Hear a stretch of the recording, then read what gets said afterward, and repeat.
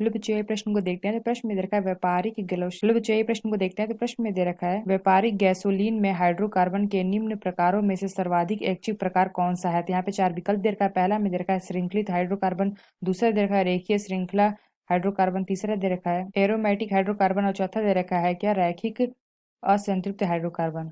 आइए मुख्य अवधारणा की चर्चा करते हैं। मुख्य अवधारणा, तो प्रश्न में क्या देखा है व्यापारिक गैसोलीन। तो जो हमारा गैसोलीन होता है इसको हम क्या कहते हैं, फ्यूल भी कहते हैं। तो गैसोलीन यानी कि फ्यूल, तो ये हमारा क्या होता है, कितना अच्छा होता है, इसे हम किससे नापते हैं, ऑक्टेन नंबर से नापते हैं, ऑक्टेन संख्या। तो जैसे कि जो हमारा फ्यूल है, तो ये फ्यूल में हमारा क्या होता है, जो नॉकिंग रेजिस्टेंस होता है वो हमारा बताता है कितने अच्छे से नॉक रेजिस्टेंस कर सकता है। तो यहाँ पे अगर हम देखें जैसे हमारा जो फ्यूल है यानी कि फ्यूल, तो जो फ्यूल होता है अगर हम फ्यूल डालते हैं गाड़ी में, तो ये हमारा क्या होता है, इंजन में डालते हैं तो ये हमारा क्या हो जाएगा, एनर्जी प्राप्त उत्पन्न करेगा यानी कि ऊर्जा, जिससे हमारी क्या होगी, गाड़ी चलती है। अगर हम देखें जो हमारा कभी कभी क्या होता है यहाँ पे नॉकिंग प्रोड्यूस होता है, तब क्या होती है गाड़ी से हमारी क्या होती है, आवाज आने लगती है। तो यहाँ पे हम क्या यूज करते हैं, यहाँ पे हम एंटी नॉक डालते हैं। तो यहाँ पे अगर हम देखें, परंतु हमारे कुछ फ्यूल यानी कि कुछ हमारे गैसोलीन ऐसे होते हैं जिनको एंटी नॉक की जरूरत नहीं पड़ती है। तो उसके लिए हमारा क्या होना चाहिए, जो हमारा ऑक्टेंट संख्या है वो हमारी क्या होनी चाहिए, ज्यादा होनी चाहिए।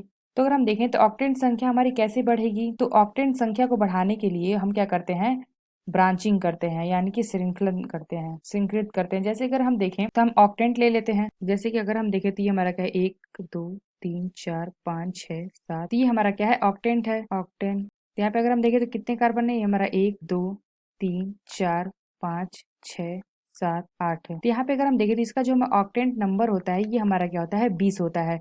वहीं पे अगर हम ले लेते हैं हेप्टेन ले लेते हैं, यानी कि अगर हम देखें तो ये हमारा क्या जगह 1 2 3 4 5 6 7। तो यहाँ पे अगर हम देखें तो यहाँ पे हमारा कितना है, 1 2 3 4 5 6 7। तो ये हमारा क्या है, हेप्टेन है। इसमें अगर हम देखें जो हमारा ऑक्टेन नंबर होता है वो हमारा क्या होता है, 0 होता है। तो ये हमारा जो ऑक्टेन है ये हमारा क्या है, लीनियर चेन कंपाउंड है। तो जो हम ऑक्टेन का क्या करते हैं, आइसोमर अगर हम देखें तो ये जो हमारा ऑक्टेन है इसका अगर हम आइसोमर देखते हैं तो ये हमारा अगर हम देखें तो ये हमारा 2 2 4 ट्राई मेथाइल पेंटेन। तो अगर हम इसका देखें तो ये हमारा क्या होता है, जैसे कि ये हमारा क्या है 1 2, तो यहाँ पे हमने क्या कर दिया, संकलन कर दिया। तो यहाँ पे हमने क्या देखा, ये हमारा क्या है, 2 2 4 ट्राई मेथिल पेंटेन है। इसका अगर हम देखें तो इसका हमारा ऑक्टेन नंबर कितना होता है, 100 होता है।